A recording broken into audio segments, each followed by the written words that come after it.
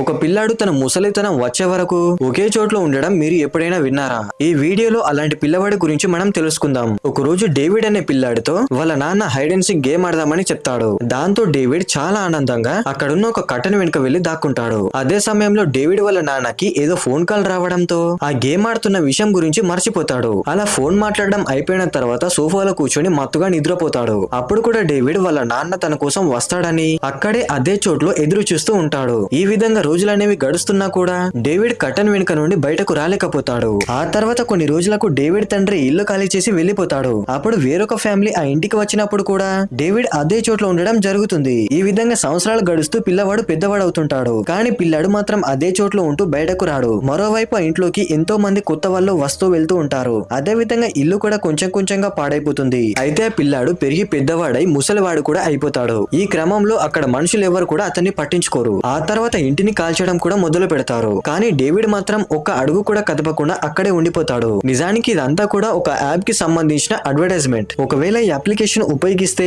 తమ దగ్గర ఉన్న ఇన్ఫర్మేషన్ ఎట్టి పరిస్థితుల్లోనూ వేరొకరికి కనిపించదని చెప్పడం కోసం ఈ విధంగా యాడ్ ని రూపొందించారు. వీడియో నచ్చితే ఒక లైక్ చేయండి ఫ్రెండ్స్.